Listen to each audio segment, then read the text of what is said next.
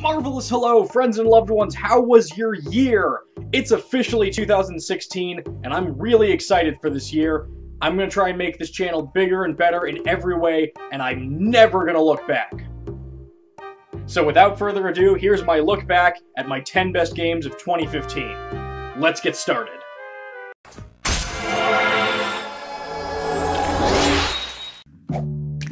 Fingered.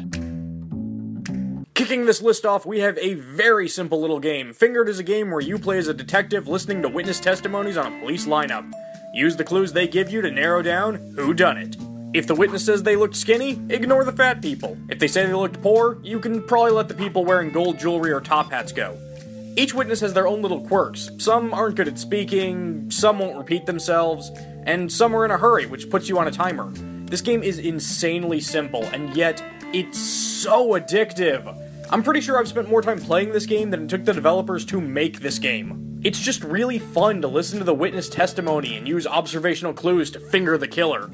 The emphasis on witness testimony and phalanges invoked my love for the Ace Attorney series as well.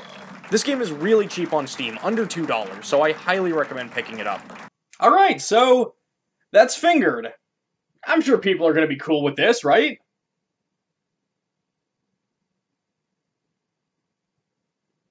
No, wait, I can explain! Get him in the chair.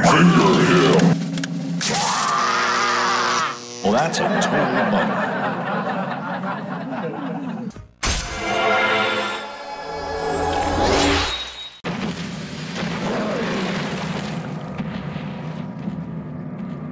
If you didn't figure this out from the fact that I dubbed November as Kaiju Month, I really love giant monsters.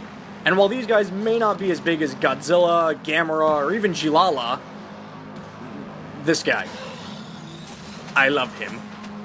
The monsters from Evolve caught my attention enough for me to look into this game, and I've got to tell you, I'm really glad that I did. 4 humans running around a big map against 1 monster, it's a lot of fun.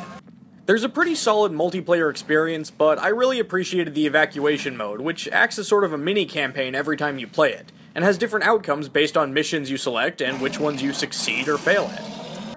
The characters aren't anything too deep or special, but at the very least I think they're fun to listen to. Hyde is probably my favorite to play as, but forget that, I want to play as the monster! Whee! I'm really bad at playing as the monster. Never mind, back to this thing. The developers have said that Evolve is going to become a bigger franchise for them, so I'm really looking forward to seeing how this series... Is there a word that means, like, to grow and change gradually over time? Whatever. I look forward to seeing what becomes of Evolve.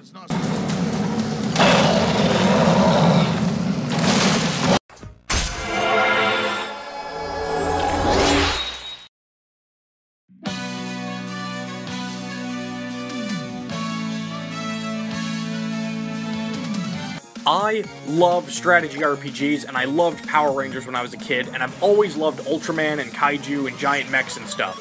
Well, Behold Studios went ahead and made a game for any tokusatsu fan when they made Chroma Squad. Behold is no stranger to very meta-style RPGs. I mean, this is the company that gave us Knights of Pen and Paper, a role-playing game where you role-play as role-players role-playing.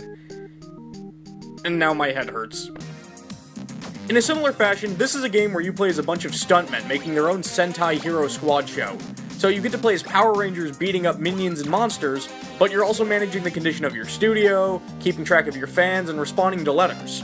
You also need to think about how your battle is going to look as a TV show, so for instance, you don't want to use your super ultra team attack unless you know it's going to be the attack to finish off the big baddie. After each episode, you get some idea of how your show is doing through your fans' Twitter posts. Overall, this is a really charming SRPG that blends the real world and the show world together nicely. If you like Power Rangers, pixel art, strategy RPGs, meta-style humor, or any combination of the above, I recommend grabbing this off Steam. It's a blast.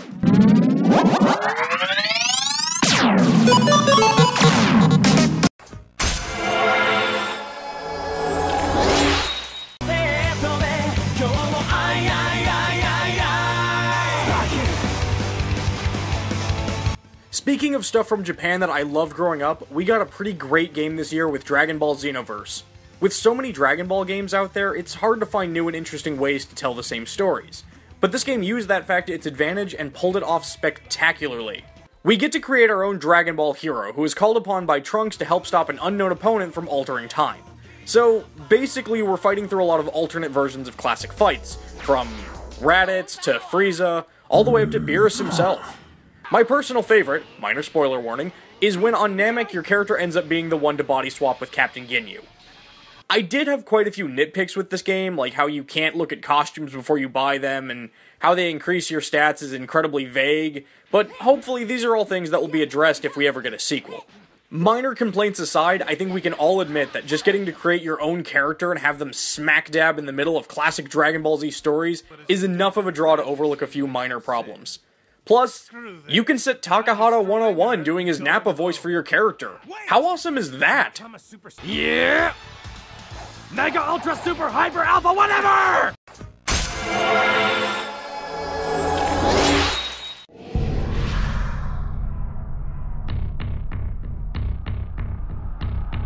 I really love the Saints Row series, with Saints Row 2 probably being in my top 10 favorite video games ever. So when I heard we were getting a spin-off sequel to the series that takes place in Hell and stars fan-favorite character Johnny Gat, I was pretty excited. Gat Out of Hell is also the earliest released game on this list, sneaking out in January. So basically, this is a sandbox game in the underworld.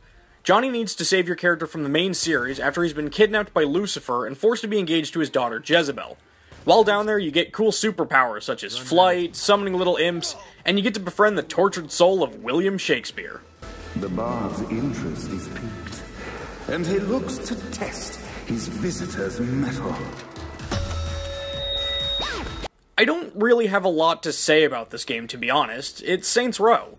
It may be lacking a little bit of flair of the main series, but it's still fun, and it's still pretty well written and funny. I've enjoyed sinking enough hours into it to call it one of my games of 2015.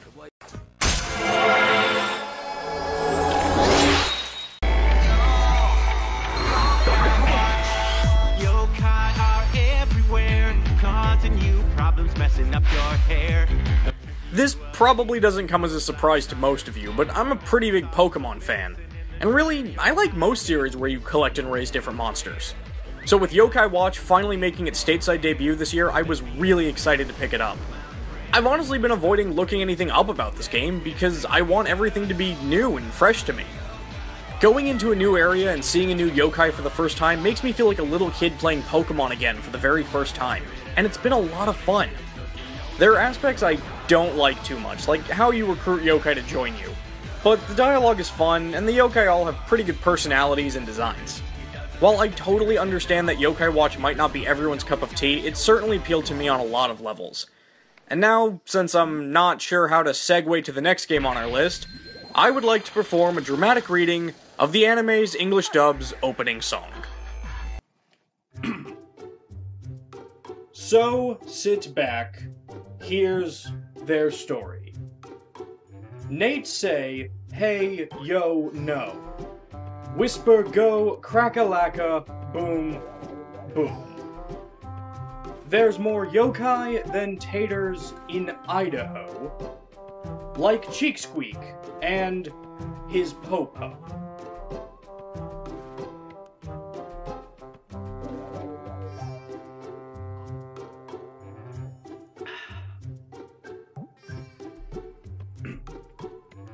Feel that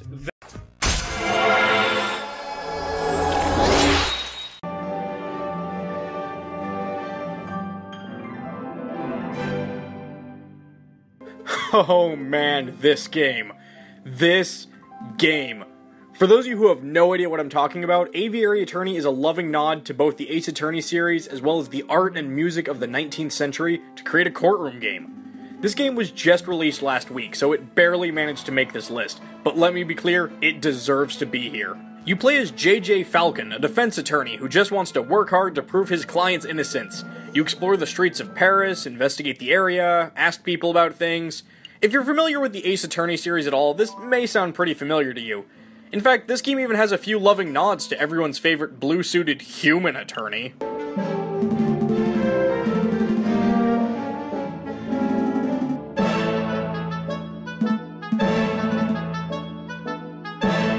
This game is still fresh on my mind, so I'm trying to keep my thoughts concise, but the jokes are funny, the puns are solid, the characters are likable, and the courtroom action flows nicely.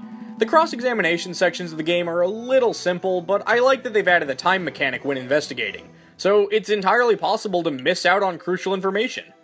The game comes across as pretty simple, but by the end of the first case, I knew this was going to be a very special game. And it is. I rest my case. You rest your case? What? Oh no, I thought that was just a figure of speech. Case closed. Also, this game is really freaking beautiful. I mean, I figured that went without saying, but I just wanted to make sure we're all on the same page, because this game is super pretty. Okay, glad we got that out of the way. We should move on.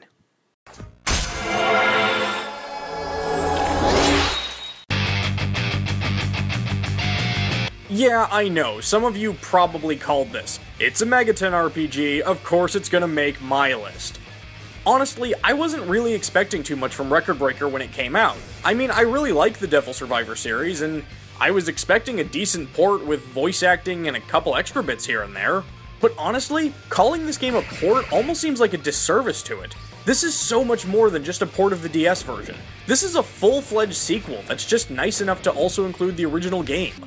The Triangulum arc starts from a combination of two of the original game's endings, and is about the characters trying to fix the world that they thought they already fixed.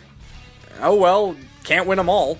The new story is pretty great, and it really explores these characters further. Also, in this one, there's less emphasis on who's going to side with you, so you just get to use your favorite characters and go all out to kick some demon butt. But seriously, whether you've already played the original Devil Survivor 2 or not, this is a great RPG for the 3DS, with a lot to offer new fans and veterans alike.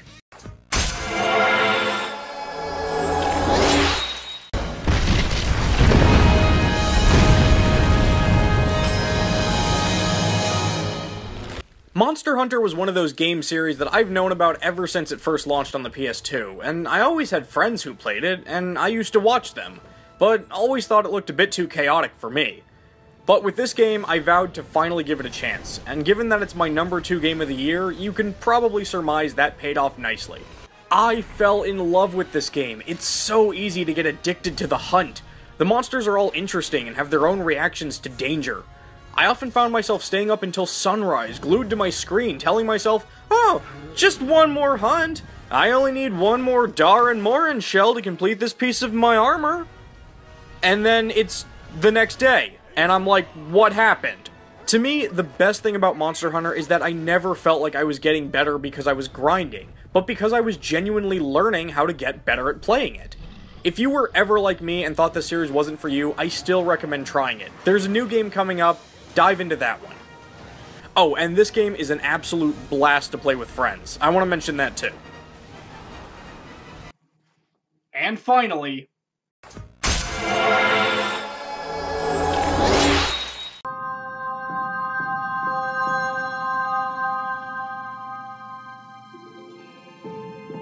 If you watched my King's Quest video from earlier this year, you're probably not surprised to see this game taking my number 1 spot. The newly crafted King's Quest from Sierra and the Odd Gentleman is one of the best games I've played in a long time. It's gorgeous, has a variety of well-crafted puzzles, the voice work is incredible, and the writing is top-notch. This game really did push every button for me. Episode 2 is a lot more of a departure from the first installment, and I truly felt awful when I royally screwed up. Nope, can't do it. Not even the puns will cheer me up right now. But my own mistakes aside, Episode 2 just reminded me how much I loved the first one, and how much I'm looking forward to the remaining episodes. It all just really cemented this game as my number 1 game of 2015. And so there you have it, those are my 10 games of 2015. Now, before you comment anything, please keep in mind, these are my top 10 games of 2015. So if there's a game that you think should have been on this list but wasn't, chances are I didn't play it, or I didn't like it as much as you did. But please, let me know what some of your favorite games were of 2015. I think 2016 is going to be a really great year for video games. It's the 20th anniversary of both Persona and Pokemon, which means, hopefully, We've got the new Monster Hunter, the remaining episodes of King's Quest, this thing. I think it's going to be a really great year for video games. So for me, that's going to do it for now, and I'll see you next time. Garrow, Garrow. Hey everyone, thanks for watching my video and checking out my top 10 games of 2015. Thanks for supporting me and following me up until now with the launch of my channel. I want to keep making videos this year, so if you want to help out, please consider liking this video and subscribing to my channel for future updates. Have a fantastic 2016, everybody, and until next time, take care.